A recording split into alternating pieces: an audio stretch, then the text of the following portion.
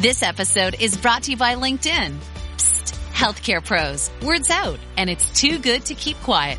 Look, LinkedIn is revolutionizing job hunting, making it possible to search by specialty, shift preference, and salary. Endless scrolling is out. Whether it's a mental health therapist or dental hygienist, finding the perfect role is faster and easier than ever. Head to linkedin.com/healthcare and start your search today. Richard Nixon. Well, I'm not a crook. Ronald Reagan. Tear down this wall. George W. Bush. I can hear you. The rest of the world hears you. And Donald Trump. And a friend of mine for a long time, he only likes politics. If you ask him about how are the Yankees doing, he has no interest. If you ask him almost anything, he likes politics, and he's a professional at the highest level. Roger Stone. All of these presidents relied on one man to secure their seat in the Oval Office. That man is Roger Stone. This is the Roger Stone Show on 77 WABC.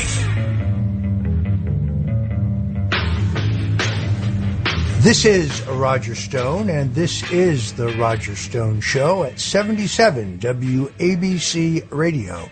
We are the crown jewel of AM radio. This is actually our 30th week here at 77 WABC, and for the next 2 hours, well, we'll be right here talking news, politics, food, style, and more. So don't touch that dial. This has been a tumultuous week in American politics. For those who were dejected or downtrodden, who thought that perhaps the country was going to hell in a handbasket and that there was no way to survive, those who thought that although Donald Trump would win a free, fair, honest, and transparent election, that he might be taken down by the tsunami of lawfare and the various cases filed against him in both New York State, Florida, D.C., and Fulton County, Georgia. Well, there are extraordinary developments. President Trump's lawyers argued in the federal case in D.C. before Judge Chutkan that he had, based on Supreme Court precedent, absolute immunity from prosecution because he was acting on January 6th in his capacity as a president. Now, the courts have upheld the principle of executive privilege and immunity right up until they didn't. In the case of the United States versus Nixon, the Supreme Court threw out several hundred years of precedent because, well, Richard Nixon was extraordinarily unpopular, and that was, in my opinion, a political decision.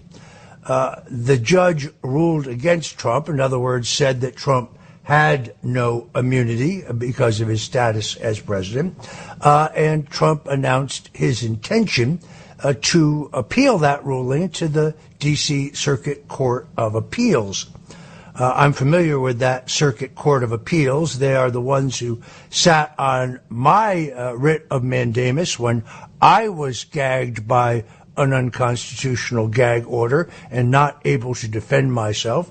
And they sat on it for 8 months and ultimately punted the decision back to the original trial judge, claiming that I, hadn't asked her to remove the gag order which she herself had put in place, which of course she never would have done. Now, Jack Smith, the special counsel, has decided to ask the Supreme Court to leapfrog the appeals court and take up the question themselves without any decision from the appeals court. This demonstrates that Jack Smith is interested in timing. He's not interested in justice. He's interested in timing. In other words, he wants his case against President Donald Trump to go to trial as early in the presidential campaign year as possible. In fact, right now, the current trial date, prior to all matters being stayed by the judge this week, was actually March 4th. the day before the Super Tuesday primary, in which the greatest single bulk of delegates who will nominate the Republican candidate for president in 2024 will be chosen. Even the Washington Post had an editorial saying that this demonstrates that Smith's goal is a speedy trial for political purposes and not justice, which proves, I guess, that, well, the blind pig finds the acorn every once in a while. In any event, for the short term, then, all actions in the D.C. action against President Trump are stayed pending a decision by the U.S. Supreme Court. In the same week, shockingly, the Supreme Court agreed to hear a case filed by a January 6th defendant who claims that the law that provides that it is a crime to obstruct an official proceeding was invalid, does not fit the case of himself and many, many others who were convicted on January 6 related crimes. Now, interestingly, this interpretation of that law came from the Enron case. You may not remember the Enron case. That's the case where Andrew Weissman, a federal prosecutor who's now a legal analyst for MSNBC, was ultimately successful in convicting all of the top executives of Enron, also destroying Arthur Andersen, their accounting firm, only to have all of those convictions reversed, and Mr. Weissman himself tongue-lashed by the judge in that case for judicial misconduct. So I would submit to you that the architect of the use of this law is the same architect of its use in the Enron case. Now, is there reason for optimism? Well, let's remember 21 states, led by Texas, asked the U.S. Supreme Court to examine the election results in 2020. It is exceedingly rare that when a large number of states ask the High Court for judicial review, that it is not granted. Normally, anytime 5 states, through their attorney generals, ask the court to take cert on a matter, they do so. But for whatever reason, the U.S. Supreme Court refused to ever review the question of the results of the last presidential election, nor have they been willing to examine the entire question of mail-in ballots, which I think may be unconstitutional. So is there hope? Well, we shall see. Joining us on today's show is Trump's personal attorney, Alina Habba, who has just wrapped up the New York trial, the so-called evaluation trial, where Trump is accused of inflating the value of his assets in order to borrow monies from banks. This is an extraordinary case, well, because no other person or company has ever been prosecuted under this law, nor have there been any victims. All of the banks had their own due diligence, used their own lawyers. Trump was a primo client who paid back all the loans on time and with a very, very healthy interest. It's actually estimated that the banks made $40 million on their loans. No victim, no crime. Alina Habba, again, who I think is the brightest, most articulate, and most persuasive, as well as perhaps the most combative of President Donald Trump's lawyers, joins us today to talk about that case to the extent that she can do so, because there's a gag order in place, as well as the other cases that have been filed against President Donald Trump. You certainly aren't going to want to miss Alina Habba. And then Tucker Carlson joins us, for 40 minutes today to talk about whether the federal government really has evidence of UFOs, the potential for a Tucker Carlson vice presidency, and whether China can take over the United States of America without firing a shot. Now, in the interest of full disclosure, Tucker Carlson has been a friend of mine for 30 years. He wrote the introduction to my book, Stone's Rules. He also has a star turn in the Netflix documentary, Get Me, Roger Stone. You definitely want to stay tuned for our segment with Tucker Carlson right here on the Roger Stone Show. Also joining us will be Gavin Wax. He has the high privilege and honor of being chairman of the New York Young Republican Club. It is the largest, oldest, and most vibrant Young Republican Club in America. And only a week ago, they held their 111th Christmas gala. And who showed up to address the crowd other than President Donald J. Trump himself? So Gavin Wax is going to join us here on the Roger Stone Show to talk about how great that was and his interaction with the 45th and the 47th president. Could Andrew Cuomo be the next mayor of New York City? You know, it's actually a distinct possibility. I mean, first of all, should Mayor Eric Adams either resign under the weight of the burgeoning corruption scandal, and let me say right up front, he hasn't been convicted or charged with any crime yet, in all fairness, but there's certainly controversy swirling around him, or should he be removed after being convicted, then there would be a special election called by Governor Kathy Hochul for the office of mayor. But here's how that works. There are no Republican and Democrat primaries. That is foregone. All of the candidates run in one election. So you can bet that there would be both multiple Democrats and, well, I'm not sure there'll be multiple Republicans. My guess is that my friend Curtis Sliwa, who you can hear every day here right at 77 WABC, would probably take a leave of absence and be a candidate again. But Andrew Cuomo has $60 million in the bank in unused campaign funds. That's $60 million that he could use in a wide-open race for mayor. Perhaps this explains the higher profile Andrew Cuomo has taken in recent days.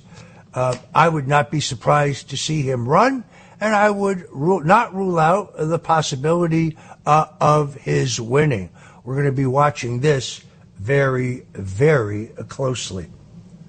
Meanwhile, George Santos, who grows increasingly embarrassing, was essentially thrown out of the U.S. Congress. I actually think it's unfair. I'm not particularly a fan of Mr. Santos, and the charges against him seem extraordinarily serious. But I think he deserved his day in court. After all, the U.S. Congress did not expel the legendary Congressman Adam Clayton Powell, who represented a Harlem district, was the chief pastor at the Abyssinian Baptist Church, one of the country's leading civil rights leaders, until Powell was convicted of a crime. Santos, in my opinion, deserved his day in court. If he went to trial and was convicted, he most certainly should have been expelled from the House. But that's not the way it went down. To me, it's shocking that Adam Schiff can tell so many lies, that Eric Swalwell can consort with a Russian spy, actually let a female Russian spy place an employee in his office when he had access as a member of the House Intelligence Committee to classified and sensitive national security data, yet he's still in Congress, yet we toss George Santos out. Republicans must not be very mindful of how extraordinarily narrow their margin is in the House.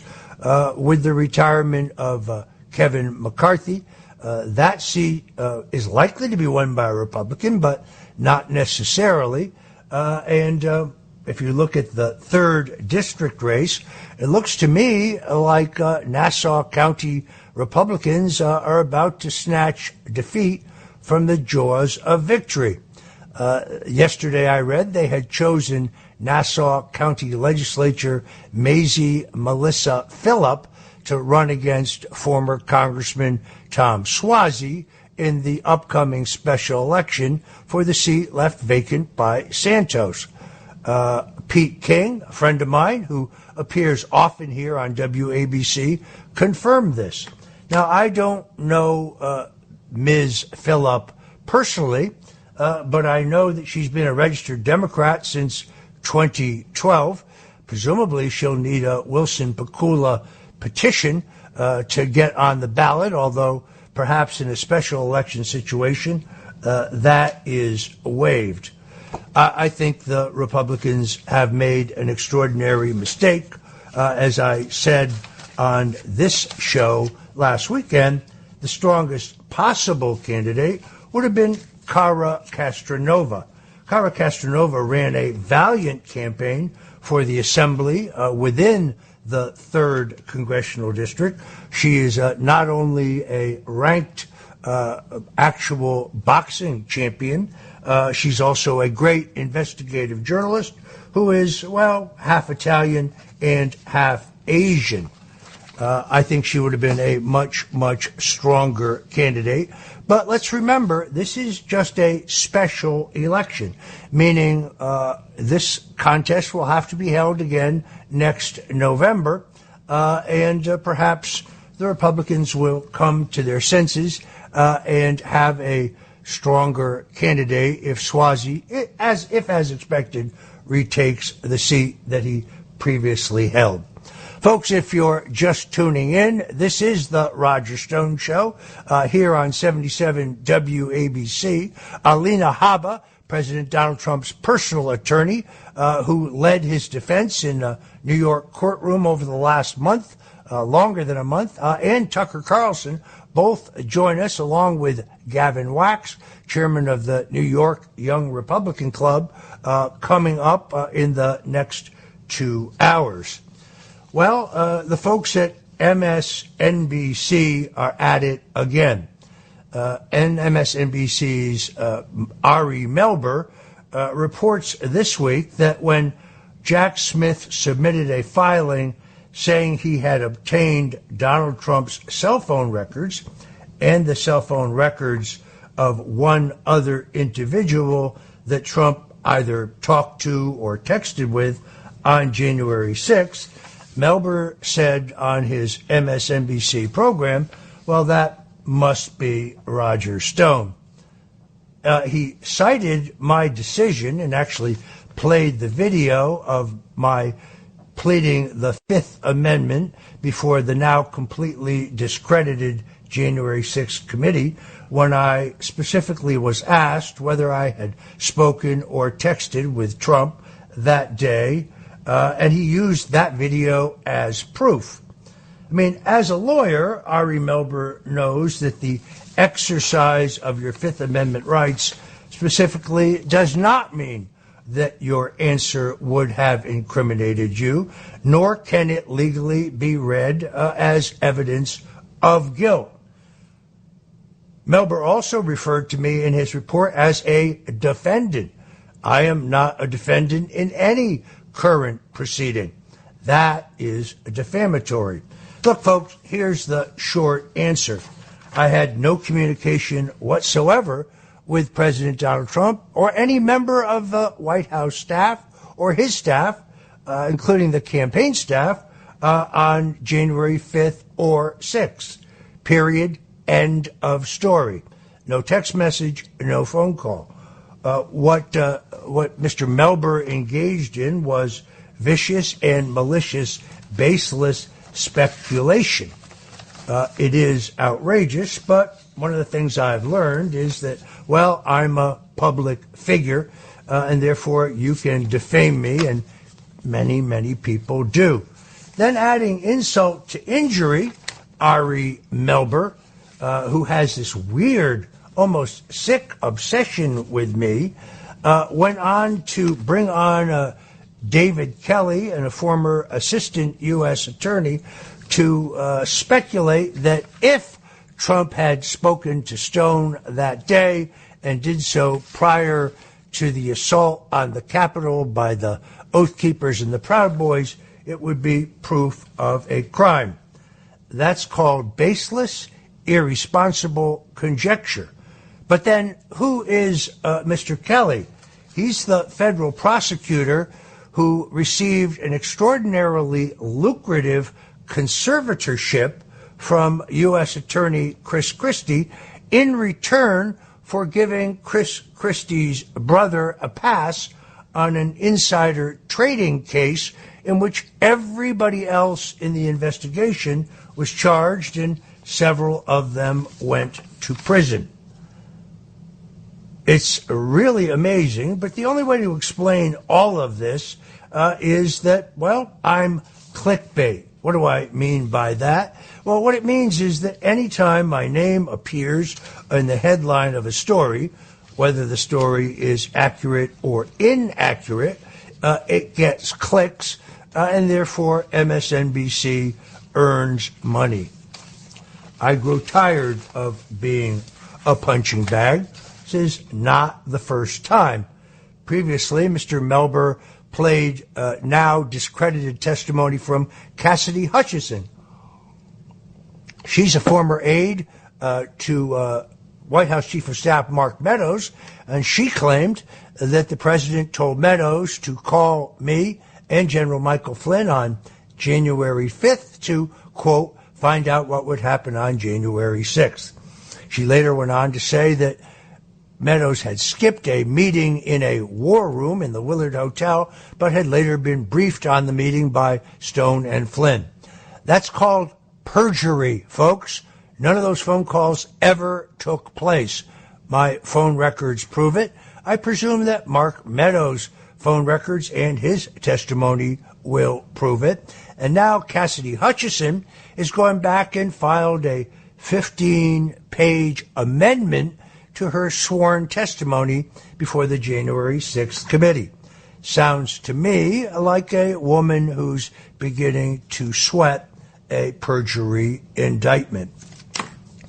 Also interesting, a whistleblower by the name of Michael Moynihan, with a distinguished record of service to the country in the Central Intelligence Agency, has come forward as a whistleblower and filed a formal complaint against Special Counsel Jack Smith, providing audio recordings and documents allegedly proving that Smith solicited and took bribes as a prosecutor in The Hague, specifically going to those who may have committed crimes in the war in Kosovo and telling them that they could avoid prosecution if they were willing to wire or transfer large sums of money to Jack Smith. Now, in fairness, again, I stress that this is an allegation. Mr. Moynihan's complaint, which I have read, seems extraordinarily compelling. But the real question is, why have we read nothing about this? I've scoured the pages of the New York Times. I've looked in the Washington Post, the Wall Street Journal. Nowhere can I find any evidence of this being reported. By the way, now would be a great time for you to go to the App Store and download the 77 WABC radio app. That's because you don't want to miss any of the amazing programming that we have here on the crown jewel of AM radio. So be sure to load that into your phone, whether it's my friend Larry Kudlow, or whether it's the Cats Roundtable, or whether it's the king of the Night Owls, Frank Morano. You don't want to miss any of the amazing programming here at 77 WABC. So I urge you to download that app now before you forget. If you were watching, the very controversial Alex Jones has returned to Twitter, where he was banned. Now, let me be very, very clear. I know Alex Jones. I've known him since the 50th anniversary of the Kennedy assassination. I don't agree with him on everything. In fact, I strongly disagree with him on many, many things. I also strongly agree with him on many things. We're going to talk to Tucker Carlson in just a little bit about the uncanny accuracy of a number of predictions that Alex Jones has made and why and how he made them. But in all honesty, I believe in free speech. And frankly, the speech that must be most vigorously protected is the speech that you disagree with, the speech that you find repugnant. That's where the First Amendment is most important. It's not about preserving the free speech you like. It's about preserving the free speech you hate. Therefore, I, for one, am glad to see Alex Jones back in the saddle. I continue to fight the same battle, folks. Yes, I'm up at X, formerly known as Twitter. There you can find me as Roger J. Stone Jr. There is a fake Roger Stone there, a fugazi. It's identity theft. He's there on X. He is indirect messages, soliciting bank information from people and offering people jobs. Folks, it's not me. Guess what? There's also a fake Roger Stone on Facebook. That's not me either. And then I learned there's a fake Roger Stone at YouTube. That one is actually verified. So you have to be very careful, folks. I filed all the appropriate requests for that these be taken down. I have charged identity theft because that's what this is. But unfortunately, nothing happens. Anyway, we have a great show in store for you. I'm Roger Stone. This is the Roger Stone Show at 77 WABC. Grab that app and download it to your phone right now. Otherwise, buckle your seats. I'll be right back with the Roger Stone Show. Tucker Carlson, Alina Habba, and much, much more. This is the Roger Stone Show on 77 WABC. Running a business comes with a lot of what-ifs. But luckily, there's a simple answer to them. Shopify. It's the commerce platform behind millions of businesses, including Thrive Cosmetics and Momofuku. And it'll help you with everything you need. From website design and marketing to boosting sales and expanding operations, Shopify can get the job done and make your dream a reality. Turn those what-ifs into... Sign up for your $1 per month trial at shopify.com/special offer. Home means something different to everyone. But with Rocket Mortgage, home can mean even more. It can mean a college education, taming your high-interest debt, even a renovation. We've made it easier than ever to use your home equity. That home you worked so hard for, now it can work hard for you. Call 800-4ROCKET or visit rocket.com to find out more. Rocket Mortgage, LLC, licensed in all 50 states. NMLSconsumeraccess.org, number 3030. This episode is brought to you by Progressive Insurance. Do you ever find yourself playing the budgeting game? Well, with the Name Your Price tool from Progressive, you can find options that fit your budget and potentially lower your bills. Try it at Progressive.com. Progressive Casualty Insurance Company and Affiliates. Price and coverage match limited by state law. Not available in all states. Mic check. 1, 2. Are we recording? Hi, I'm Michelle Bernstein, an award-winning chef, restaurateur, and mom. I have a lot on my plate, including my psoriatic arthritis symptoms. That's why I was prescribed Cosentyx. It helps me move better. Cosentyx secukinumab is prescribed for people 2 years of age and older with active psoriatic arthritis. Don't use if you're allergic to Cosentyx. Before starting, get checked for tuberculosis. An increased risk of infections and lowered ability to fight them may occur, like tuberculosis or other serious bacterial, fungal, or viral infections. Some were fatal. Tell your doctor if you have an infection or symptoms like fevers, sweats, chills, muscle aches, or cough. Had a vaccine or plan to, or if inflammatory bowel disease symptoms develop or worsen. Serious allergic reactions and severe eczema-like skin reactions may occur. Learn more at 1-844-COSENTYX or Cosentyx.com. Ask your rheumatologist about Cosentyx. This is the Roger Stone Show on 77 WABC. A man who's gone through hell, but he's kept going, and he's smart, and he's strong, and people love him. Not everybody, but people love him and respect him. Roger Stone. Now, here's Roger Stone. Welcome back. This is the Roger Stone Show at 77 WABC Radio. We are the crown jewel of AM radio. And now it is really my great privilege, indeed my honor, to have as our guest Alina Habba, who is an extraordinarily able attorney who represents President Donald J. Trump. Now, I'm a pretty shrewd observer of these things. To my mind, based on her performance both in the courtroom, based on what I've read, and outside the courtroom, based on what I've seen, I really think Alina Habba is one of the most effective, one of the most articulate, one of the most knowledgeable, and one of the most persuasive lawyers that I have seen in 45 years in the American public arena. And it is my great honor to welcome Alina Habba here to the Roger Stone Show. Yeah, I'm so happy to be here. Well, you are now a grizzled veteran of the New York court system, having just gone through the let's call it the valuation trial before Judge Engoron.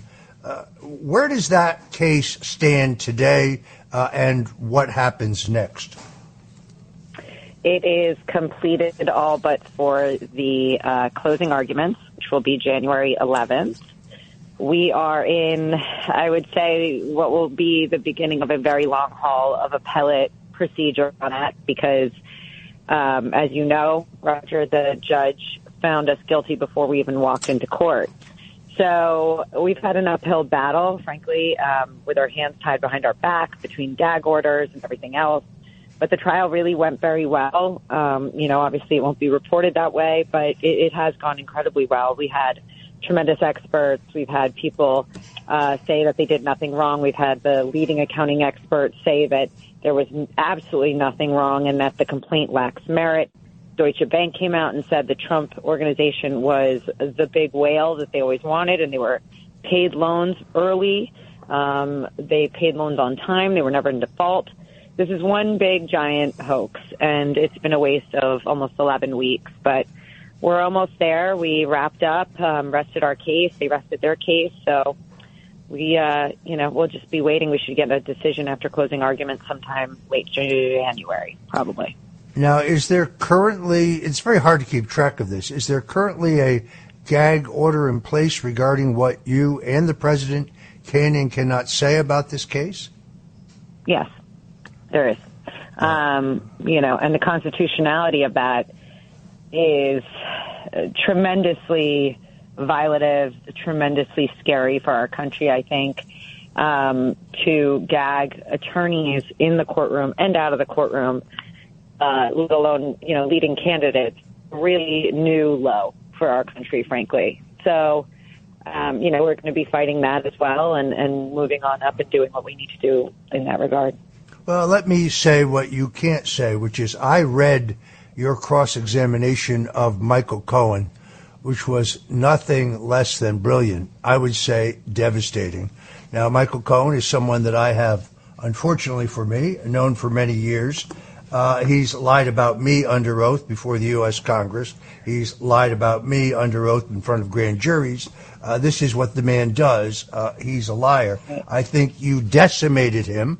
And for the state, either in this case or in the other New York case brought by Alvin Bragg, to rely on Michael Cohen, a convicted liar, as a witness seems to me to be shall we say, a very thin reed.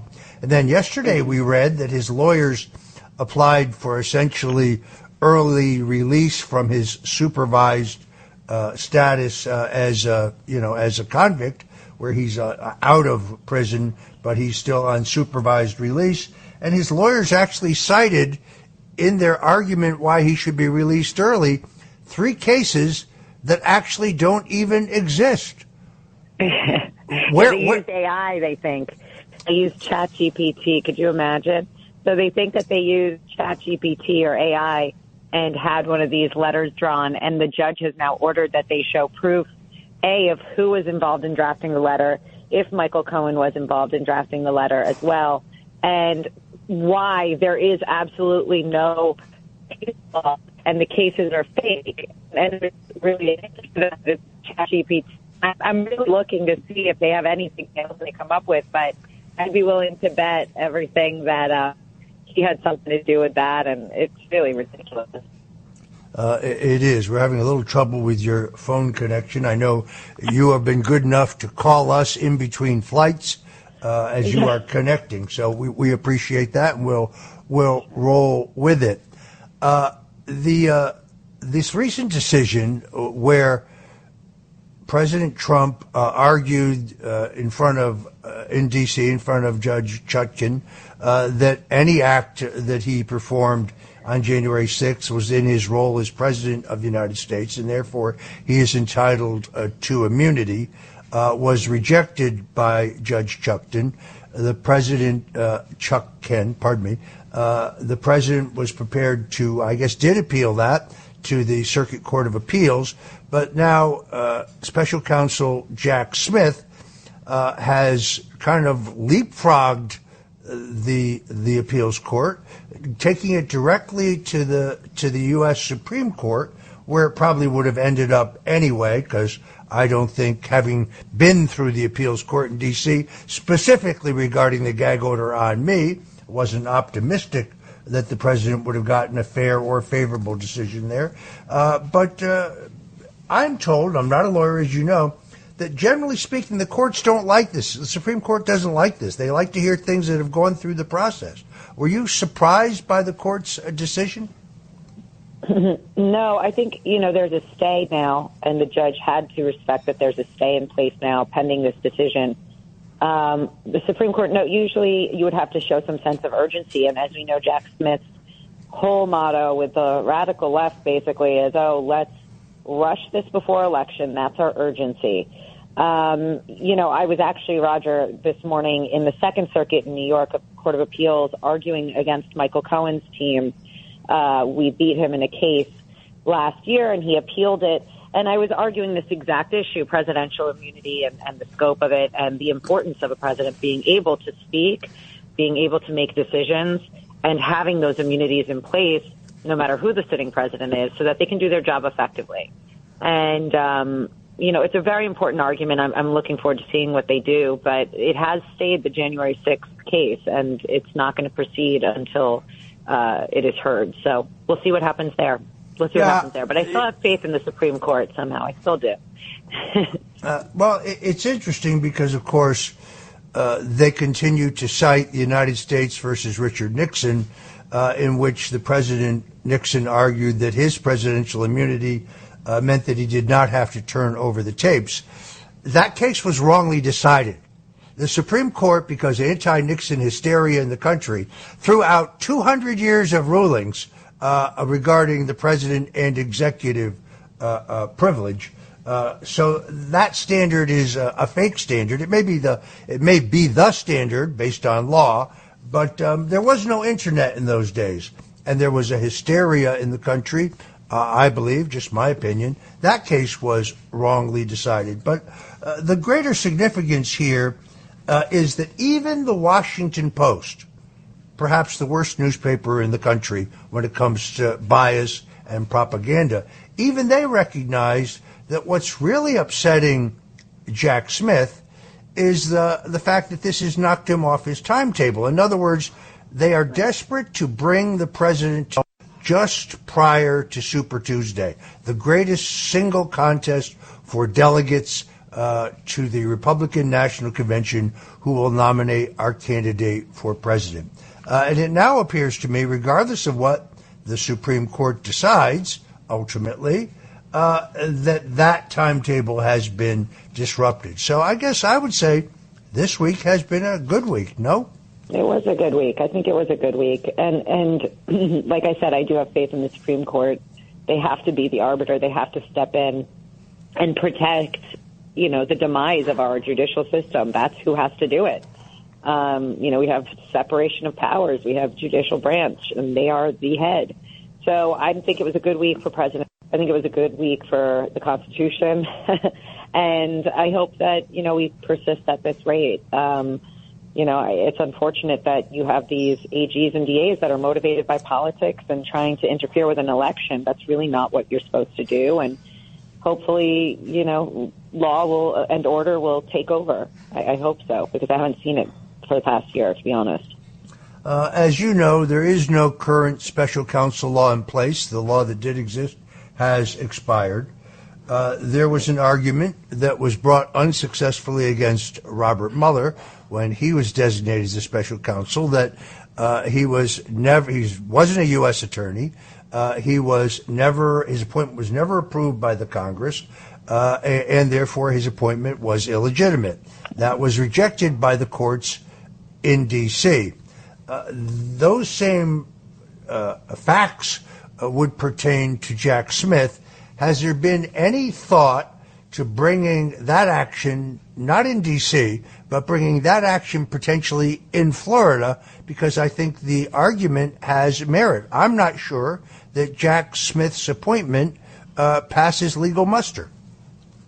Yeah.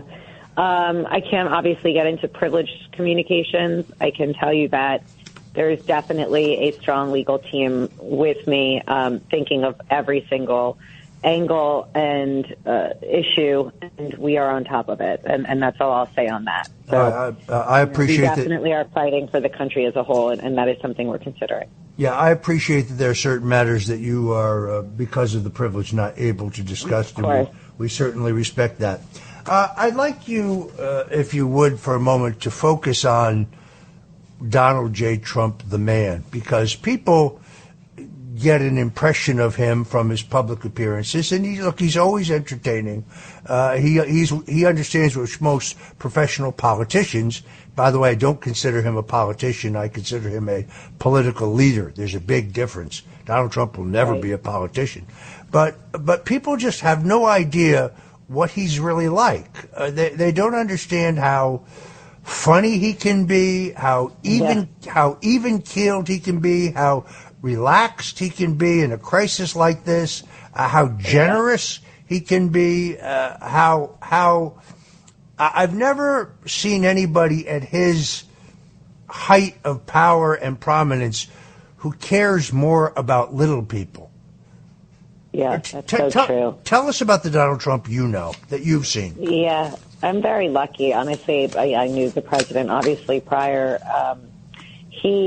There's two things. There's the client, and then there's the man, and there's the president, right? So for me, the client and the president are one thing, and then there's Donald Trump, and he is when I tell you, kind to everyone, every staff member, is the guy that waters the plants to, the military, to whoever is around him, people that just want a picture. We have been in situations where flights have been delayed, canceled, and it's 3:00 in the morning, and we're in some random airport, and he will make sure that he shakes everyone's hand, takes a picture with them, and has not lost sight of the excitement that people have when they see him. And he's been very famous arguably the most famous person in the planet for the past, before he was president, he was famous, So he's humble, he's kind, and he is funny. That's the truth, and he loves his music. So if you get to see that side of him that you and I have seen, Roger, I think it almost, it's very endearing and it's very kind. And the anger that we see sometimes come out, he's under siege. So, if somebody's attacking your kids, if somebody's attacking your wife, your family, the country you love, you get angry because you care. So, that's the person I know. He's very passionate about this country. There is no personal gain for him in this political world. If anything, it's really been quite disturbing for him and his family, but he's passionate about the country. So, he really embodies America, but more importantly is he emboldens the people around him. I've become who I am because he pushes and he supports you and makes you feel strong, and it's a real gift. Honestly, it's an honor. I tell you where I find a difference. Look, I've worked for 4 presidents. The thing about Trump is he is so completely his own man. In other words, he's not handled, he's not managed, he's not scripted, he's not fed talking points. We all know we can't script him. No, but he's genuine. He's genuine. Yeah. He's authentic. I think that's why people like him, because I think they look at all these other politicians and they know that, wow, what that guy is saying, that was probably written by some 28-year-old staff member. Trump very much marches to his own drummer. If I had $1 for every single person who knows that I've known him for 45 years and says, if he would just stop posting stuff on social media, no, that's never ever going to happen, ever. No, he cannot be controlled. I don't think that you want him controlled. I think that part of why people felt safe in this country when he was in charge is because he was in charge, and that's the truth. He listens. Now, don't get me wrong. He listens. He does listen, and he takes in any advisor's advice. He listens to those people. And he ultimately will make decisions, educated decisions, based on advisors and everyone. And he's surrounded by a lot of amazing people. But he's very well read.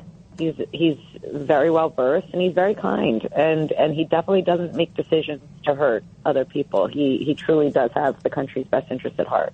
There's no question that being president of the United States has literally cost him billions of dollars. Before he got into politics, he was universally loved across the board. Right. Rich people, poor people, black people, white people, young people, old people, urban people, rural people. Everybody loved Donald Trump. Look how many movies he's been in. Look how many rap songs he's been lionized in. He's not doing this because it's some power trip. He's not doing it because he needs the prominence. He's probably the most famous person in the world. He's not doing it because he needed a big fancy mansion. I'm sorry, I've been in the White House and I've been in Mar-a-Lago. The White House was built in the 1700s and it's beautiful. I respect it, but it's antiquated. Whereas Mar-a-Lago is, well, first of all, it's worth a heck of a lot more than $18 million, but it's the most opulent, incredibly historic place you can imagine on earth. And I walked through it with him when he was considering buying it after it had been for 15 years. The government owned it. Merriweather Post, the heiress to the Post cereal fortune, died, and she willed it to the U.S. government. The government didn't know what to do with it. President Nixon considered using it as a Southern White House, but then he decided that it was too fancy, too rich, wouldn't play well to his political base. So they basically boarded the place up. I walked through him with it when he was considering on bidding with the federal government to buy it from them. It had a lot of water damage. It was dusty. And I kind of said, wow, this is like the Addams Family house. I mean, this is like a haunted house. And he looked at it and he said, no, you don't understand. This could really be magnificent again. And then he painstakingly recreated Mar-a-Lago as the original, bringing in artisans from Italy, from Spain, people to paint tile, people to do specific things. It's one of the most magnificent places on earth. He certainly didn't run for president because he needed Air Force One, because Trump Force One, that's really traveling in style, I must tell you. So he's not in this for any of the accoutrements of being president. He's not in it for the grandiosity.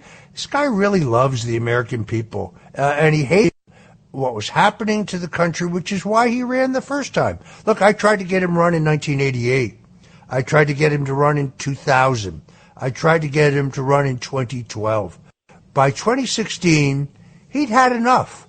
He had enough of seeing the country losing. He had enough of the incompetence running our government.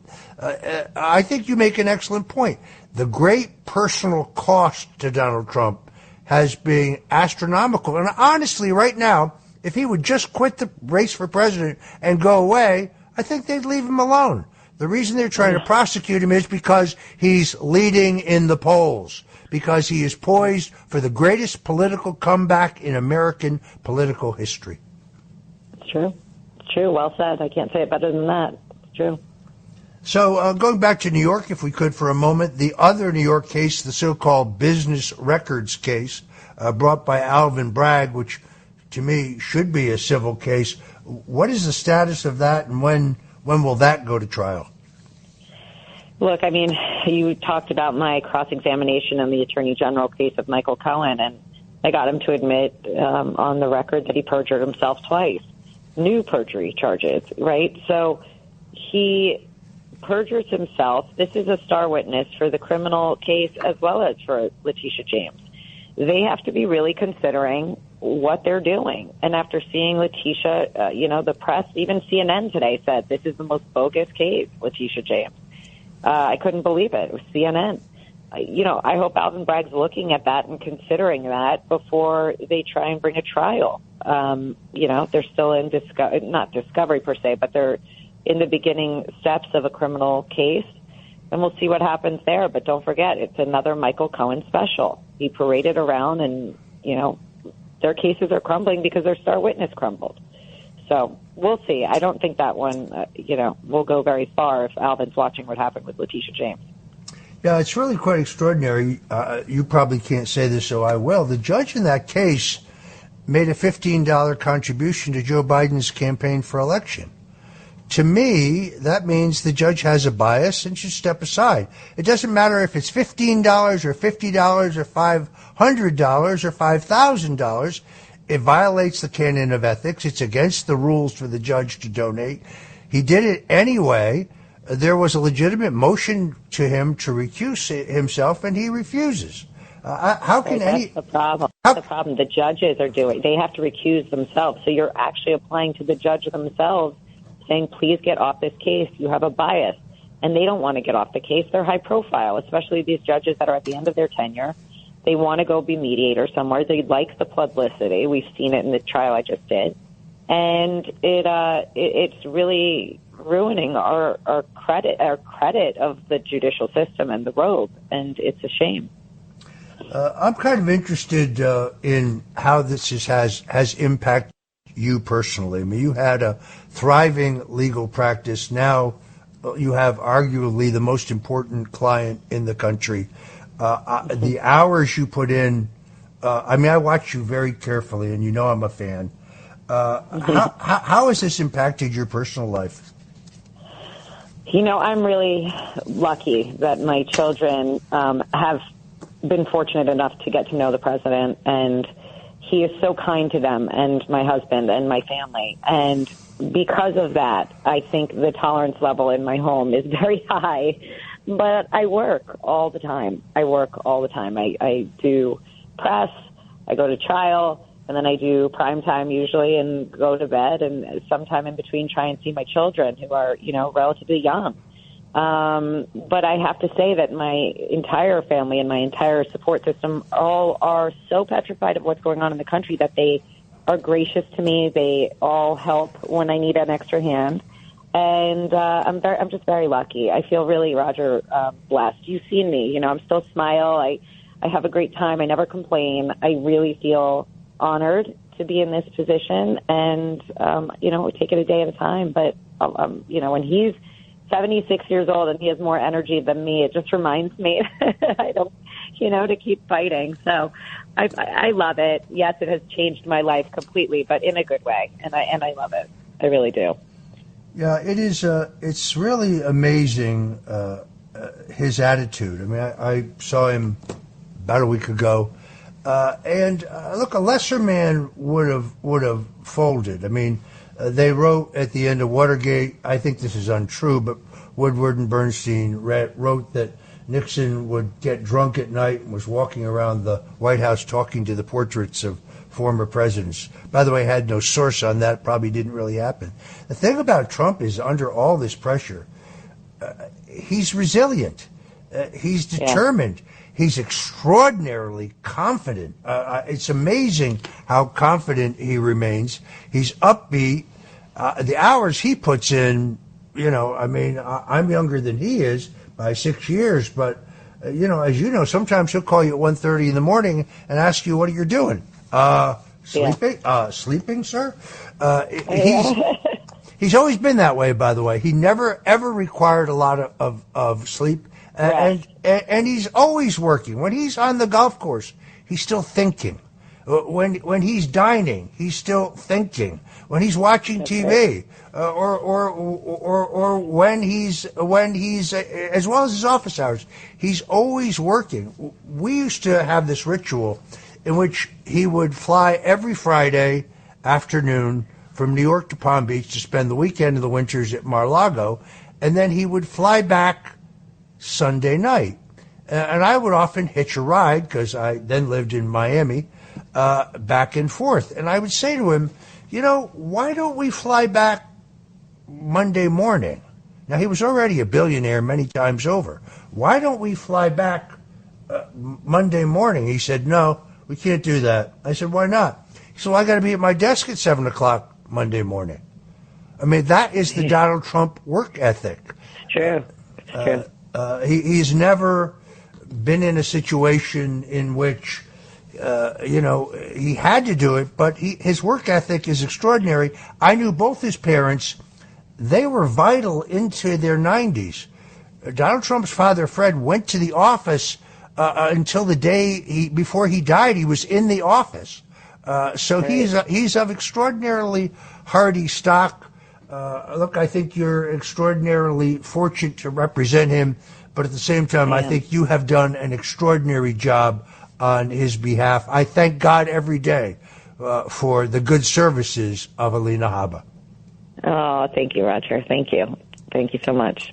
All right. Unfortunately, we are out of time. I want to thank Alina Habba, a lawyer for President Donald J. Trump, for joining us right now on the Roger Stone Show. God bless you and Godspeed. This is the Roger Stone Show on 77 WABC. A man who's gone through hell, but he's kept going, and he's smart, and he's strong, and people love him. Not everybody, but people love him and respect him. Roger Stone. Now, here's Roger Stone. Welcome back. This is Roger Stone, and this is the Roger Stone Show at 77 WABC Radio. We are the crown jewel of AM radio. Joining me today is a man who needs no introduction, Tucker Carlson. In the interest of full disclosure, Tucker Carlson and I have been friends for over 30 years. He wrote the introduction to my book, Stone's Rules, had a star turn in the Netflix documentary Get Me, Roger Stone, and was perhaps the most articulate advocate for justice in my case when Robert Mueller decided to try to frame me for Russian collusion that never actually existed. Tucker Carlson, welcome to the Roger Stone Show. Oh, it's an honor to be here. And hearing the intro with Trump's voice just brings me back to one of the pivotal moments in my life, which was watching the raid on your house in Florida. And that's when I realized, wow, this is not the country I thought it was. And I was born here and my kids live here. I'm going to live here till I die. And how do you even live in a place that would do something like that to an innocent man. So that, I mean, I feel like your experience, horrifying as it was, and you did go through hell, was such an amazingly instructive event for the rest of us. So thank you for enduring that. Well, the great irony, of course, is that a full year after my full and unconditional pardon, which you publicly recommended numerous times, Robert Mueller was forced by a federal judge to publish the last long-remaining redacted sections of his report, in which he just admits we never had any evidence that Roger Stone was involved in Russian collusion, WikiLeaks collaboration, or for that matter, any other crime. So they ruined my life, or attempted to, solely to pressure me to testify falsely against Donald Trump, which I refused to do, and I have no regrets. Tucker, you've worked at Fox, CNN, NBC. Until recently, you had what I would argue was the most influential program on cable news network.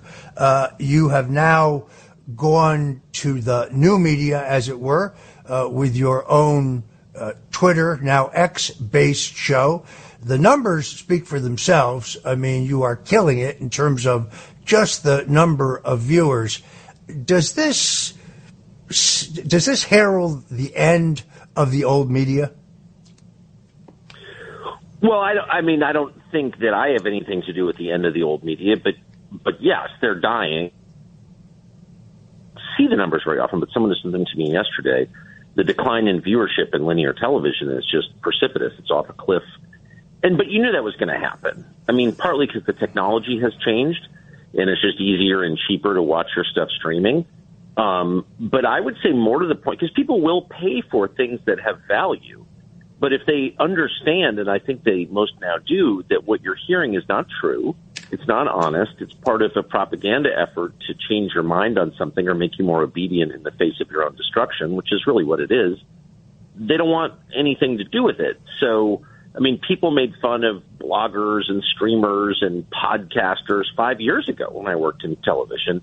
And now it's very obvious that independent voices, independent media are the media. They're the only media that people listen to. Do people take, Joe Rogan or the Today Show more seriously? Well, it's not even close. Rogan has an audience that dwarfs the Today Show.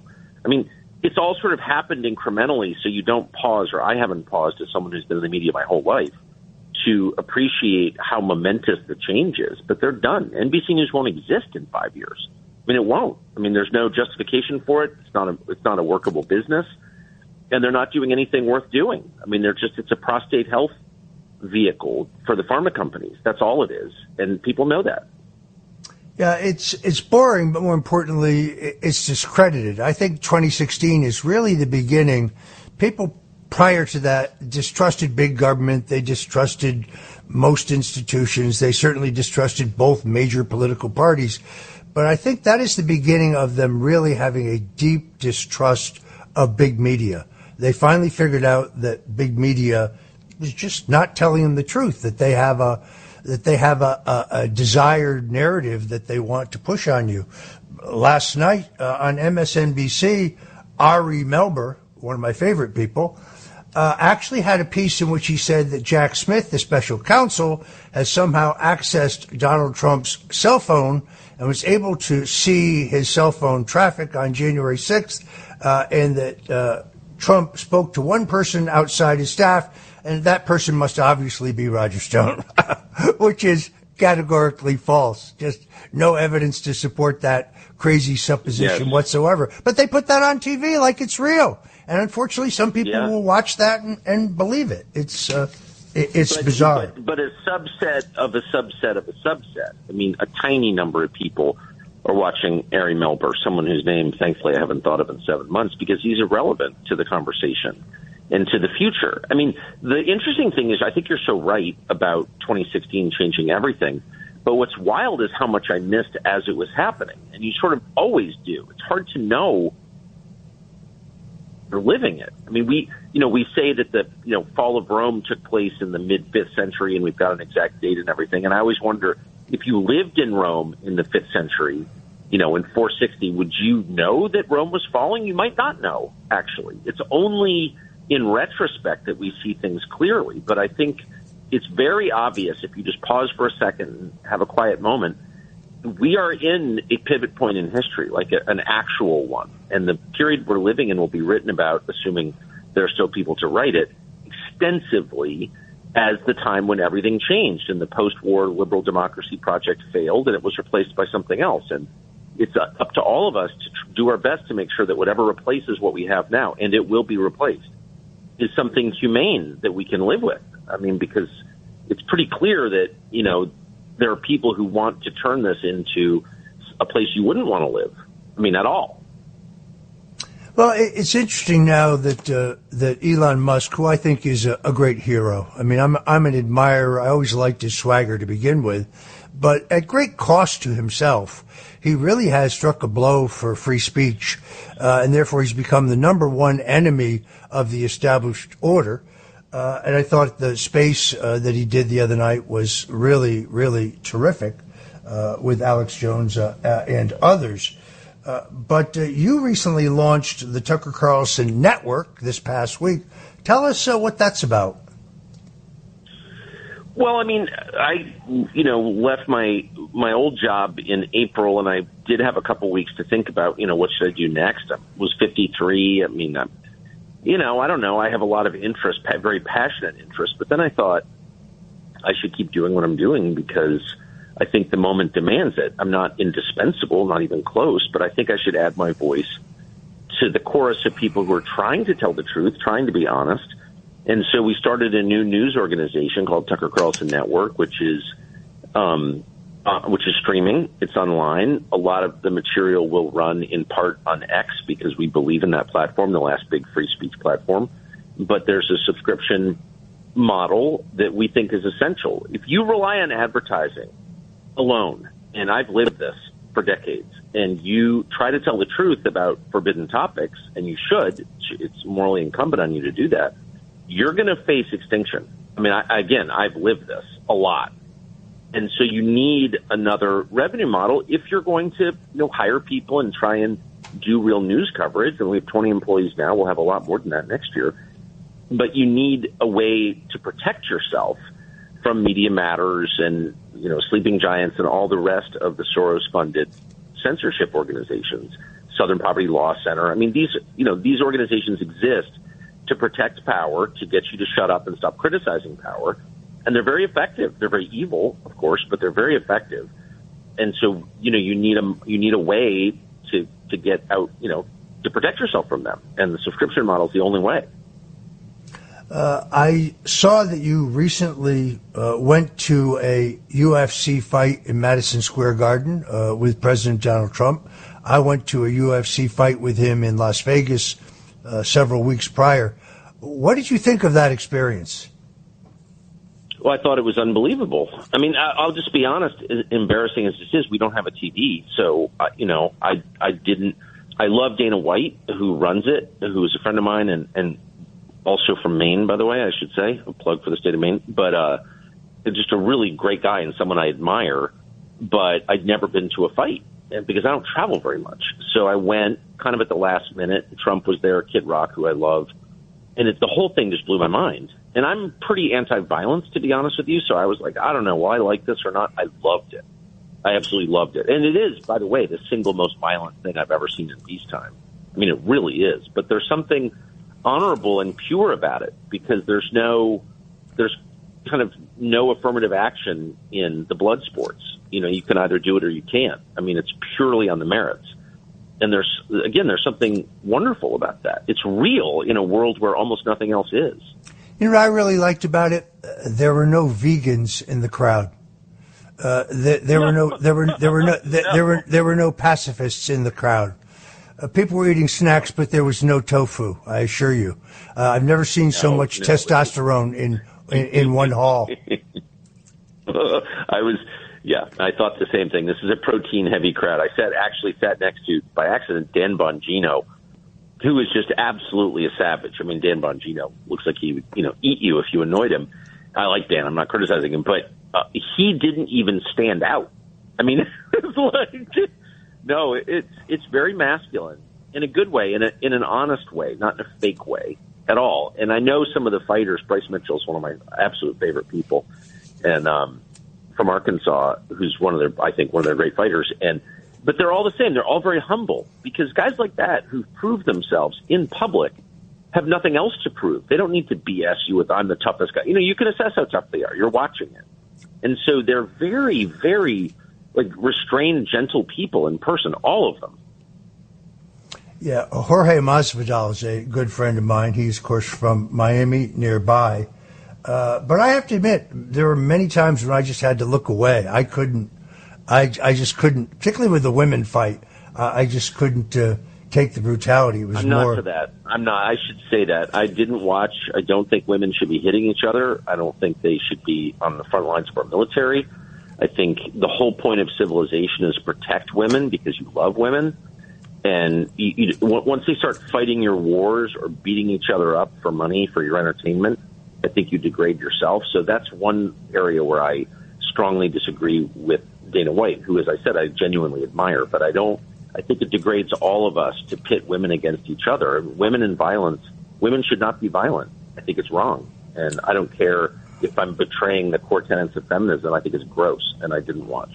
Yeah, I totally agree with that. Couldn't agree more. So there's been, as you're well aware, speculation about a Donald Trump, Tucker Carlson vice presidential ticket. I realize you're probably tired of answering vice presidential questions, but frankly, it's all anyone wants to hear about. So let me ask it in a slightly different way. What country are you planning to officially visit when you become vice president? I'm going right to Hungary to see Viktor Orban, who is one of the rare great leaders in the world and a very moderate, sensible person who cares about his own country, which is highly unusual at this stage in history. Look, the bottom line in this story is that I have no control over it, zero. And the last thing I would ever do is try and jockey for anything. I'm just not a jockey, or I didn't jockey in my last job or any job. I just don't believe in that. And so I have no control. And if Trump thinks that's the right thing, then I'll think about it. And I don't know I'd be very good at it. I've never done anything like that before.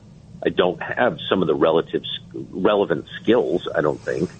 But it's sort of like the weather. It's like something I don't worry about because it's not up to me. Yeah, President Nixon once told me you don't run for vice president, but you can position yourself. I see no evidence whatsoever that you're doing that. But you're not prepared to issue a Sherman-esque statement here today. So hope springs eternal. I think it would be interesting, to say the least, and perhaps very powerful. Well, I'm flattered to that extent, but I really do. I don't know. I have no idea when Trump plans to make this decision, but I know for a fact it'll be a different country by the time he does. So the calculation will be different. If I look at my views 20 years ago, I went to Iraq 20 years ago today, on December 13th, 2003, changed my life forever. And if I think about what my views were on the flight to Kuwait about the world, they're completely different from the views I have today. Completely different, because the world is completely different. So the one thing I've learned in my long and varied life is don't imagine the future too precisely, because you can't. It's a fool's errand. Do your job today, and God's in control, and I'm not. Folks, if you're just tuning in, this is the Roger Stone Show on 77 WABC Radio, and we are interviewing Tucker Carlson, and very grateful to have him on the show.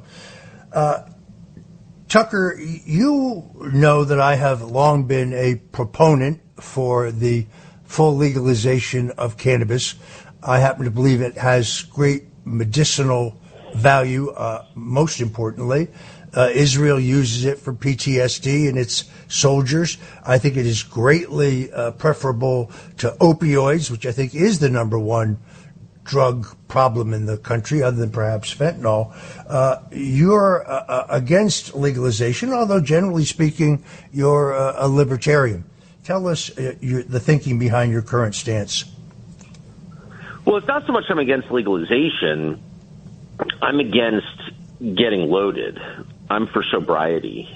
And that's not a position I was born with. That's a position I earned. I've been sober for 21 years. And I just think there's a lot of value in facing life directly. I don't think it's easy. And I've been addicted to all kinds of things over the course of my life. I've done a lot of drugs. I smoked weed every day for years, many years. And, of course, I had a drinking problem. So I kind of have done a lot of longitudinal research.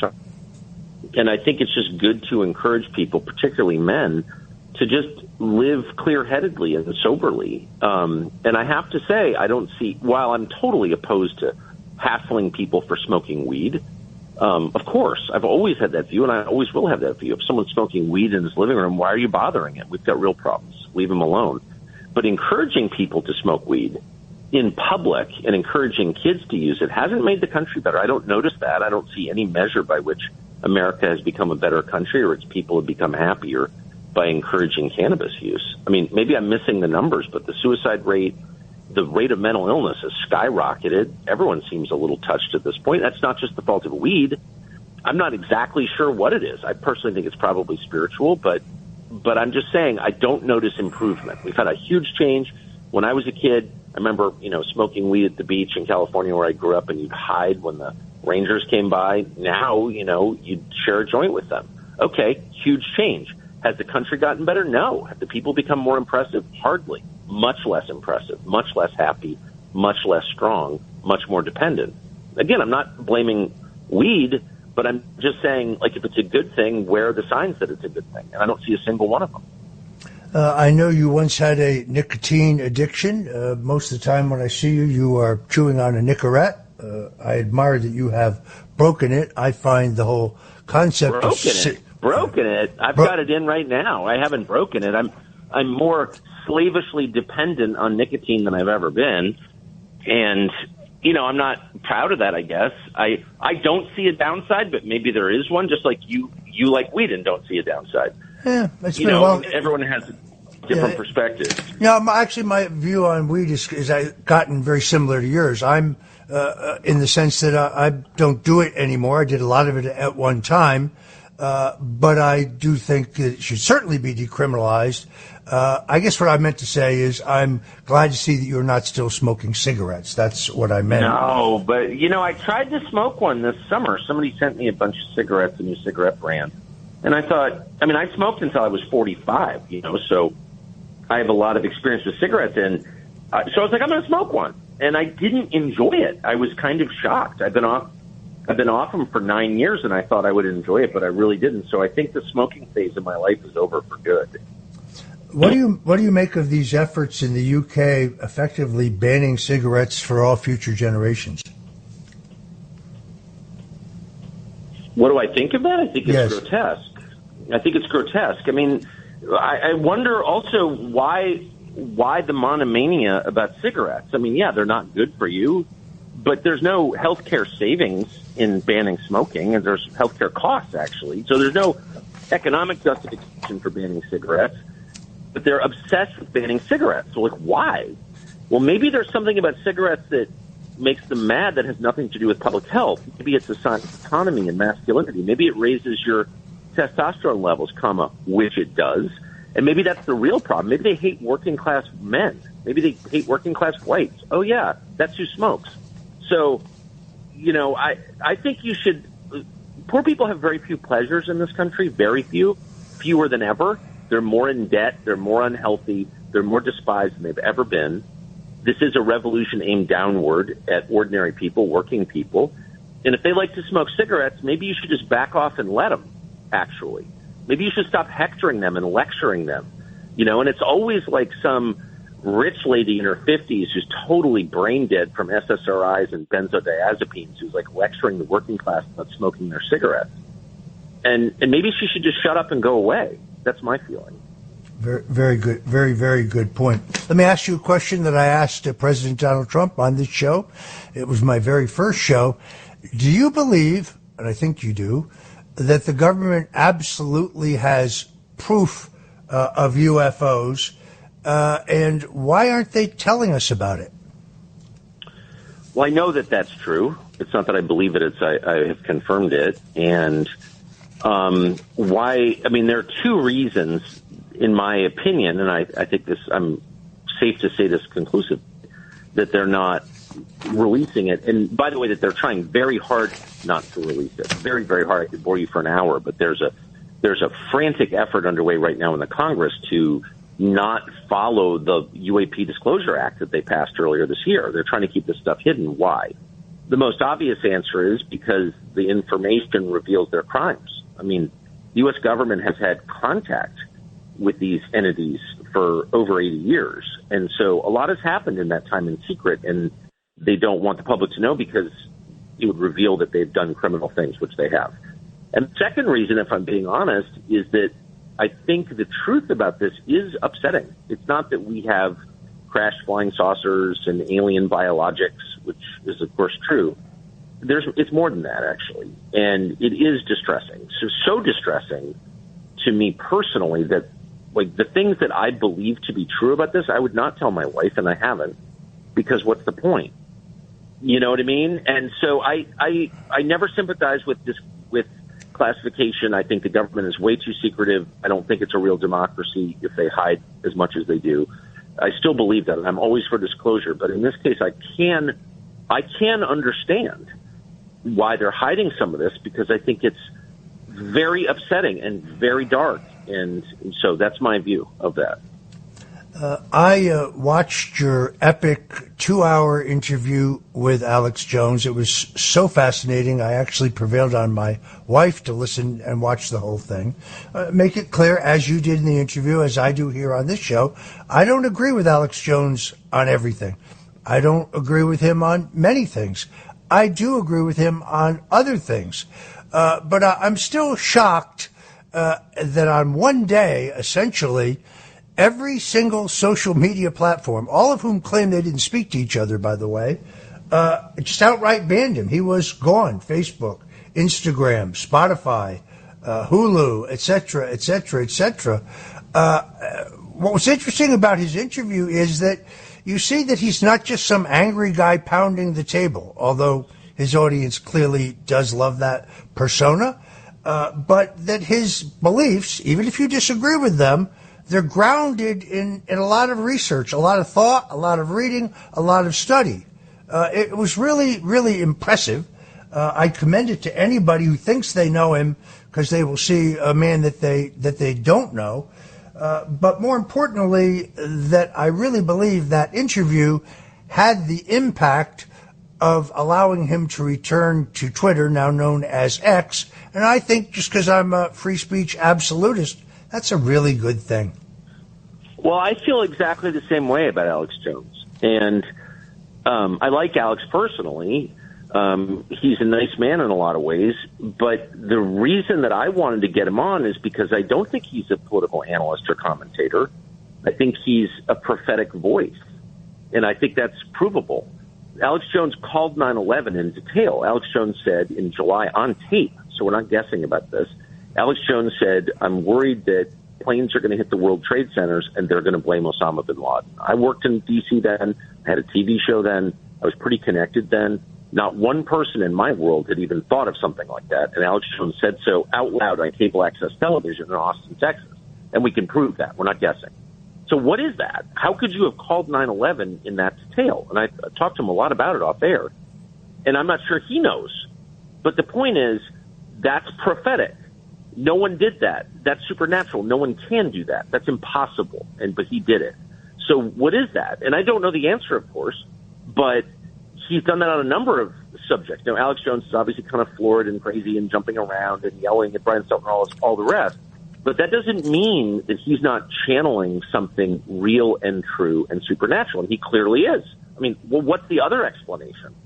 So that shouldn't shock us, because all through history there are documented accounts of people who somehow know things that no one else knows, who can foretell the future, often, not precisely, but clearly they have insight that others don't have. And often they're kind of crazy people. I mean, there's not a prophet in the Old Testament you want to have dinner with. I like having dinner with Alex Jones. I really like him personally. But even if I didn't, I would recognize something very unusual is coming out of Alex Jones. And so why would anyone want to silence that? He's not calling for violence. He's not a cruel person. And he has a constitutional right to say what he thinks. So why did they ban him? Well, they banned him precisely because he was telling the truth, of course.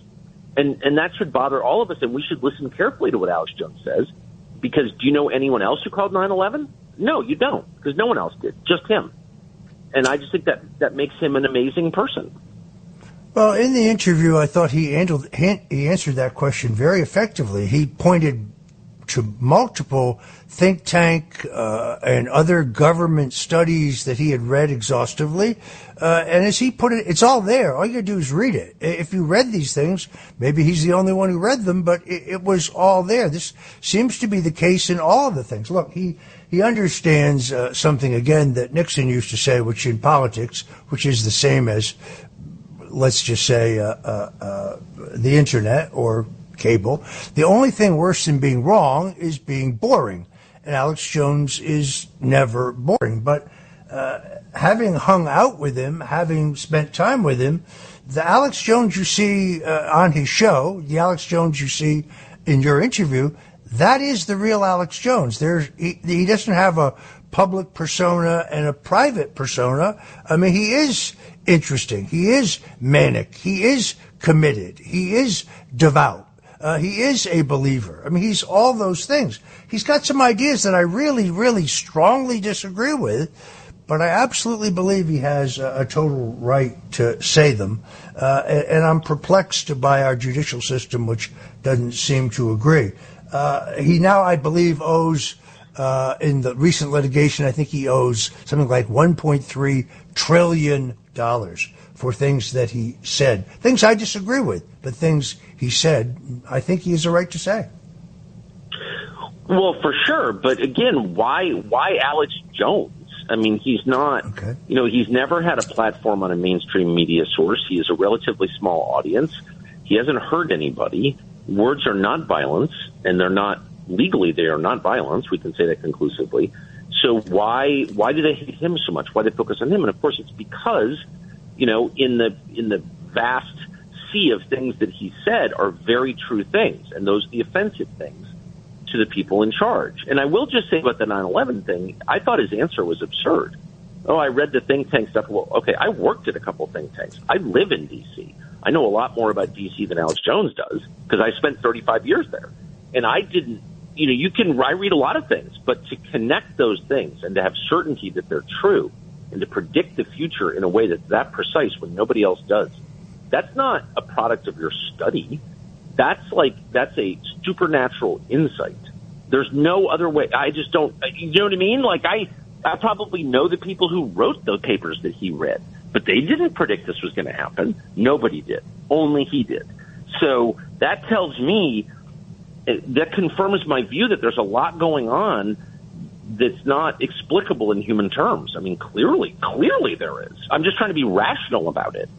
And so I think Jones, I have no idea why he's the one through whom these insights are coming. I don't know. I don't understand it. There's a lot I don't understand, but I know that that's real. Folks, this is the Roger Stone Show, and we are going to take a quick commercial break, and then we'll be right back with Tucker Carlson. Parents of twins, if you're familiar with far-off drop-offs... Dad, stop, right here. Or get DMs about what's for dinner, you may be experiencing tween milestones. For your son or daughter, these can start at age 9. HPV vaccination, a type of cancer prevention against certain HPV-related cancers, can start then too. For most, HPV clears on its own. But for those who don't clear the virus, it can cause certain cancers later in life. Embrace this phase. Help protect them in the next. Ask their doctor today about HPV vaccination. Brought to you by Merck. Talk Radio 77 WABC. This is the Roger Stone Show on 77 WABC. A man who's gone through hell, but he's kept going, and he's smart, and he's strong, and people love him. Not everybody, but people love him and respect him. Roger Stone. Now, here's Roger Stone. This is Roger Stone, and we're back on the Roger Stone Show here at 77 WABC. We are the crown jewel of AM radio, and we're talking to Tucker Carlson. Tucker, according to Fox News, The Daily Wire, WealthDaily.com, Newsmax, and a few others. There was a cyber attack on the United States last week, which they attribute to China's military. To me, this seems to be an egregious act of war, yet this got almost no coverage whatsoever, and I'm trying to understand why. Because they make all of our antibiotics, because they make electrical components that we need to make cars, computers, iPhones, because we can't live without them, because they have total control over our country, not through their military power, but through their economic and manufacturing power. So actually we're in the subordinate position with China. And I don't care what the think tank warriors say. I don't care what our generals say, who really are contemptible and stupid. Just look at the facts. And that's all that matters. When they started to tell me that Ukraine was going to beat Russia, I rushed right to Wikipedia, my news source, and looked at the populations relatively of the two countries, and I was like, wait, Russia has 100 million more people and much deeper manufacturing capacity. Like, there's no chance Ukraine can win. Like, it's just that simple. It's baked in the cake. If you assess a potential war between the United States and China, the country that makes everything is going to win. That's why the Confederacy lost in the Civil War. They were, in a lot of ways, more capable soldiers with better leadership, but they didn't have enough plants to make rifles. And it's just kind of that simple. So we can't beat China in a war. We cannot defend Taiwan because we don't make our own antibiotics or our own vitamin C or our own anything anymore, thanks to the private equity class who really should be brought up on charges. But whatever. That's the answer. There's nothing we can do, so we're not doing anything. Robert F. Kennedy Jr., who I know is a friend of yours, an acquaintance of mine, says that he just doesn't believe that poses a military threat to the United States. I vehemently disagree with that. Do you agree with me? Do you agree with him? What's your view? China? China? I mean, again, I think it's irrelevant. I don't think China needs a military to control the United States at all. If you make the products that the country can't exist without, then you have absolute control. And we can posture all we want. I'm also not convinced that China is going to invade Taiwan. I think probably it's a wiser move just to control its political structure secretly, which I'm fairly confident they already do. So, war is, for a country like China, which thinks long term, war is like the least appealing outcome. China doesn't want war with anybody. China just wants control over everybody. It's a commercial country. So to me, the measure will be our trade routes.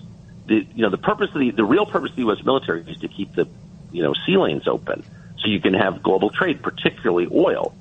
And if China decides, well, actually, now the Straits of Malacca are ours and we're kind of controlling the trade that flows through them, then that's what global control looks like right there. And I think that's what they want.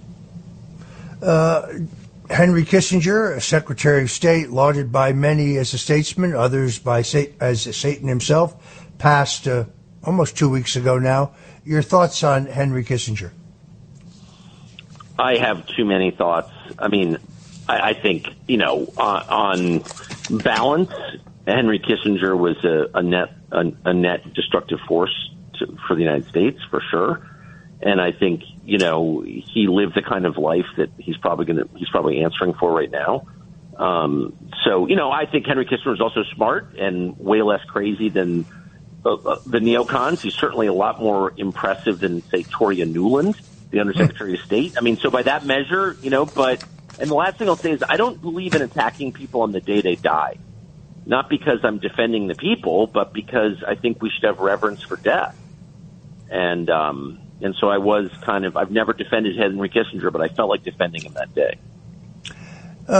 President Nixon again told me that the reason he never destroyed the tapes was because he was certain that he needed them as his protection against Henry Kissinger taking credit for all of his foreign policy initiatives after his death. I think that tells you. Can I ask you a question? Of course. Last question, but I've never understood why Nixon, who I admire, legitimately admire, and I think he was taken out, in a coup. I think all the evidence proves that. But I never understood why someone as smart as Nixon would hire someone like Henry Kissinger. Why would you do that? Henry Kissinger, of course, was undermining Nixon the entire time. He's the least trustworthy most dishonest person you could have at your side. So why would you hire someone like that? I think that Nixon admired Kissinger's intellect. After Nelson Rockefeller, who was Kissinger's original patron, bombed out of the 1968 presidential contest, Kissinger began sending these brilliant foreign policy memos to Nixon, and Nixon was very impressed. It wasn't until after Nixon hired Kissinger that he learned that Kissinger had been sending the exact same memos to Nixon's opponent, Vice President Hubert Humphrey. Nixon completely understood Kissinger, but he was the architect. Kissinger was the errand boy. It was Nixon who decided to bring China, a backwards, broke, agrarian country, in out of the cold, them off against the Russians in order to get a strategic arms limitation agreement. There was no way for Nixon or Kissinger to know that 30 years later, between the Bushes and the Clintons, we would not only give the Chinese most favored nation trading status, but we'd also, in the case of Clinton, would sell them our top military secrets in return for illegal campaign contributions. So China was not the powerhouse, not the danger it is today. No, I get it, but I just don't. It detracts from my respect for Nixon that he would fall for that. I don't respect anyone's intellect at all. I respect their wisdom. I've spent my life around super bright people who are morons. Your IQ means nothing. Your cleverness means nothing. All that matters is your wisdom, your ability to make wise decisions that benefit people, your country, your family. And Kissinger was completely without that. He was utterly transactional, totally deceptive, and always for himself above all. And having people like that, and this is my one big criticism of Trump, having people like that around you will destroy you. You need to run from people like that. And I just don't understand the appeal. You know what I mean? Yeah, no, we don't. And we don't want to mention any names, Mike Pompeo. Okay. Yeah. Unfortunately, we have to leave it there. Tucker Carlson, thank you so much for joining us on the Roger Stone Show. You're the best. Thanks, Roger. You know, there's so many questions I could have asked Tucker Carlson. When I first met him 30 years ago, he sported as a kind of a trademark a very natty bow tie all the time. At some point, he switched to a four-in-hand, rep striped ties. I wanted to ask him why he did that, since the bow tie was pretty much established as his trademark. Also wanted to ask him about his shocking but publicly expressed fear that there might be an assassination attempt on President Donald Trump. But frankly, we just didn't have the time. So I pledge to you we will get him back on the Roger Stone Show to ask those questions and more. In the meantime, we're very grateful to Tucker Carlson for joining us today. Joining me now is Gavin Wax. Gavin Wax is not only an accomplished cook, but he is also the chairman of the New York Young Republican Club. The New York Young Republicans are the oldest, I think largest, and most vibrant and active young Republican club in the country. I'm a former Young Republican national chairman, serving from 1977 to 1979. So I have a very sentimental place in my heart for the YRs. And Gavin Wax, chairman of the club, joins us now. Thank you, Mr. Stone, and thank you for recognizing my Italian culinary background. I'll make you a carbonara next time you're in town. I've heard about your carbonara. Somebody who had it told me, and I quote, marron. So I really can't wait. So the New York Young Republicans have a storied history, and they also have a clubhouse, which I hope to get to on my next trip to New York. Tell us about the New York YRs to begin with.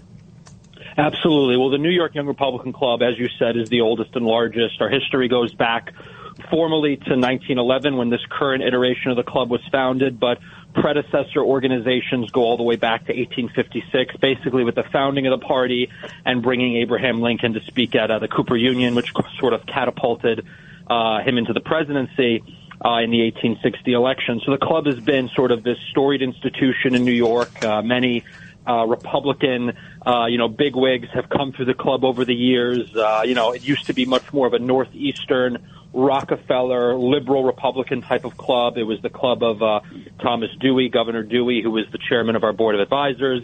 It was the club of John Lindsay, who was president of the club in 1952. It was the club of Jacob Javits, Nelson Rockefeller, David Rockefeller, and even Richard Nixon. President Nixon was a alumnus of the club. So many of the biggest names of the Republican Party between, let's say the 1920s to the 1960s had at one point or another passed through the institution. It fell on some hard times starting after Watergate in the 1970s, as many Republican institutions did across the country. And we've sort of led a renaissance, a revitalization of it over the last 5 years, bringing it back to its former glory. This was a club that used to have 5,000 members. It would host its annual gala at the Waldorf Astoria or the Plaza Hotel. And I think we've really done a good job bringing it back into that mold as an institution that's sort of charting a new path for the young conservative voices, young Republican voices across the country. And this past Saturday, I think all of that hard work was realized when President Donald J. Trump graced us with his presence, not only for a speech, but also for dinner. And we took the roof off of Cipriani Wall Street, the largest freestanding ballroom in the city of New York. We had about 1,000+ people there. We had your favorite, or your infamous rather, martini, the Nixon martini that you made for us earlier this year. We brought that back as the cocktail of the evening. So it was a great affair. We were sorry we couldn't have you there, but we're certain we're going to have you there next year. As you know, I had made an antecedent commitment to the Lee County, Florida Republicans to speak at their Christmas picnic. All politics is local. And when you give your word, you give your word. But I was with you in spirit. Yes. Let's face it, I love any opportunity to get dressed up in a dinner jacket. So I had my outfit all picked out when I realized I had a conflict in my schedule. I look forward to being with you next year because that's the year we will be celebrating the return of the White House by Amen. Donald J. Trump. So how did you find the president? How did you find his remarks? I don't know if you had met him previously or whether this was your first time. I watched it later. I think it was on Real Side Broadcasting. He looked like he was having the time of his life. He looks great. I loved his tuxedo. He looks to be in great spirits. We had a good time to chat at the table before his speech, and I think he's really sharp. He's a killer. He's observing everything. He's looking around the room. He's taking it all in. He was clearly very cognizant that the whole network pool was behind him. There were cameras everywhere. He was surrounded by 1,000+ people. I mean, the fact that he came in to the middle of this ballroom and just plopped himself down for dinner, it was great to see. It was really kind of man of the people. He wasn't just coming in and coming out. He went in, sat, ate dinner, had some Diet Coke, and he was having a good time. He shook everyone's hand. He said hello, a complete gentleman. And his speech, I think, was electric. It was one of his best that I've seen in person. And he went on for I think an hour and a half. We originally only had him budgeted for about 45 minutes. He read The Snake, which I know he only brings out on rare occasions, but I think he really enjoyed it. I think he liked being back in New York. I think he enjoyed not having to go down to that horrible building, 100 Center Street, and actually get to dine and go out and experience, the New York that he once knew and once loved, and not the New York of today, which is this rotting shell of its former self. But I think he really enjoyed the ambiance. I believe it was his first time speaking at Cipriani Wall Street, and I think the venue itself is quite historic, given that Hillary Rodham Clinton gave her infamous remarks about the basket of deplorables from that very stage 60 days before the 2016 election. So it was a great return to that historic political spot for the president to make his own remarks about less than a year out from this election cycle, which I think we both believe he will win in grand fashion. So altogether, the vibes were fantastic. We had a world-class violinist there, a gentleman named Mr. Maga, believe it or not, M-A-G-A. You couldn't find anyone better named for this evening. We flew him in from Hungary, and he's sold out Carnegie Hall before. He's a world-famous violinist, and he personally serenaded the president at the table. So I think altogether it was a great evening, one for the history books, and one I think the president and our many, many guests will not forget. Now, you gave out a number of awards, which you do on a yearly basis. I saw that President Trump won the Richard M. Nixon Award, which was very appropriate. They're trying to take Trump out the same way they took Nixon out in a silent coup. New documents recently declassified by the federal government demonstrate the Central Intelligence Agency was well aware of the Watergate break-in. In fact, they infiltrated the Watergate break-in team with 8 active CIA informants and operatives. And that story is now finally, thanks to Tucker Carlson and others, people are getting a better perspective on the Trump presidency, Trump and the Nixon presidency, both peacemakers. No new wars under Donald Trump, ending the Vietnam War under President Nixon. Who else received prestigious awards that night? Well, I'll touch on the Richard M. Nixon Award briefly. I mean, you've been ahead of the curve on this, obviously, for your entire career. President Nixon was a great man. Our club wants to honor him.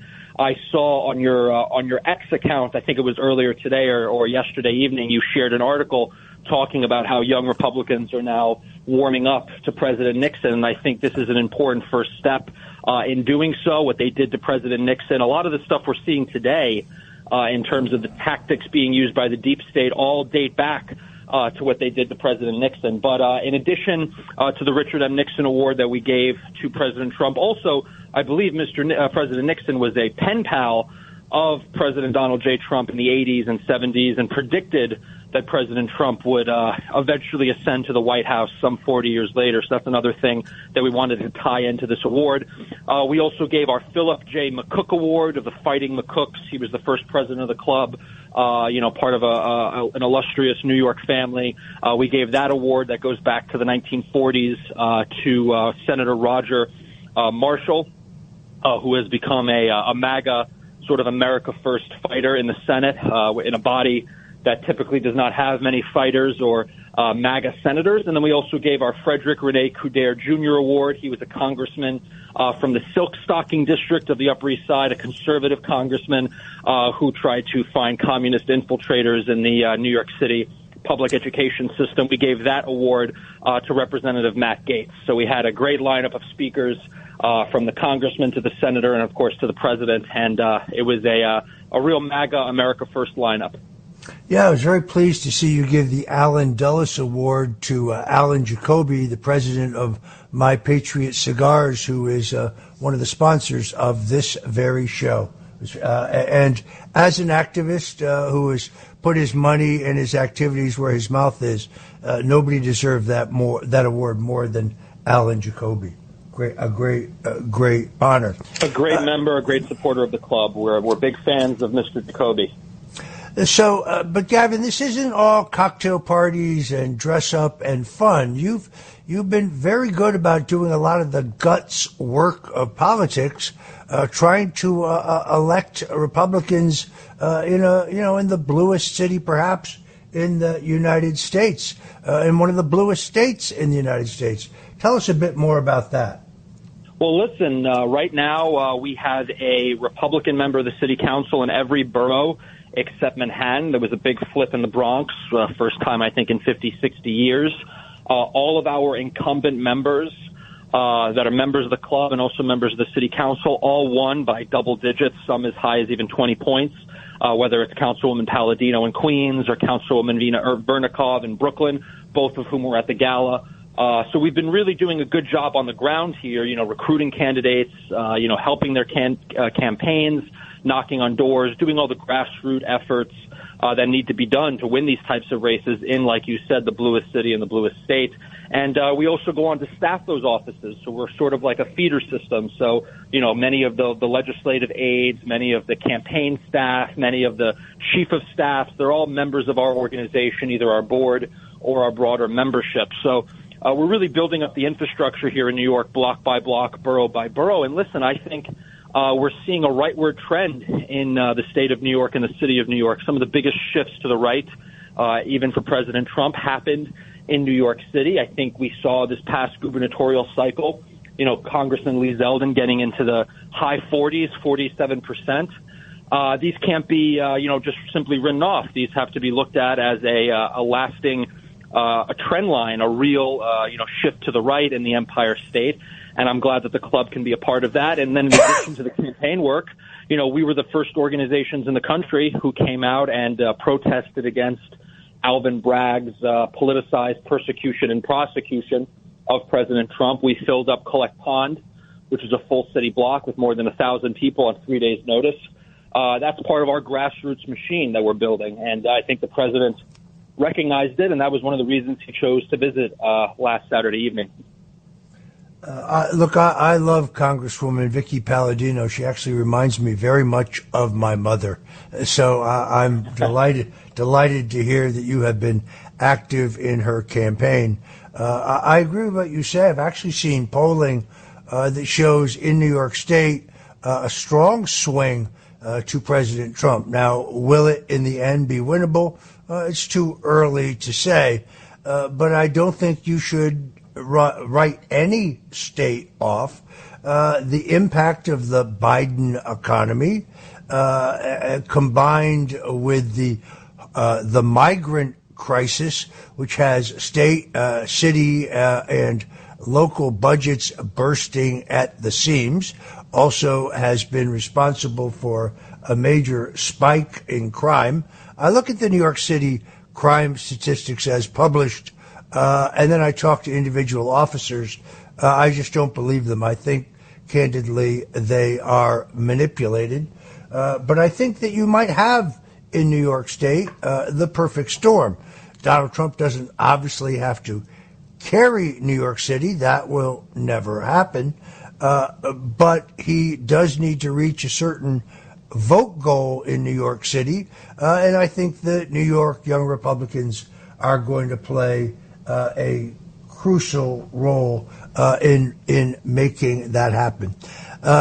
Gavin, if folks want to join your club, where do they go? Absolutely. Well, thank you for having me on, Roger, and I fully agree with you on New York State. It's a cyclical place, so hopefully we'll catch it at the right part of that cycle and make some changes here that are very much needed. But you can follow the club and all the work we're doing at NYYRC, NYYRC.com, at NYYRC on all social media. And you can follow myself at Gavin Wax on X, on Facebook, on Instagram, and all the rest. And again, thank you so much for having me on. When is the club's next major function? We are going to be having a Christmas party next week on Wednesday, which I believe is the 20th, Wednesday the 20th, somewhere in Midtown. So we'll have a nice Christmas party. We'll throw up a menorah as well, even though Hanukkah's over for all of our Jewish members, so don't feel excluded. And that'll be the last event of the year. But going into next year, Q1, we're going to roll out some great speakers, some great events. I don't know if it's going to top our Martini Social with yours truly, with Roger Stone, but we're going to aim for that to be the benchmark of some of our socials and events going into the new year. It's all very, very exciting. Do you think that there is, among younger people your age and in your generation, is there some stigma about being a Republican, or is that changing?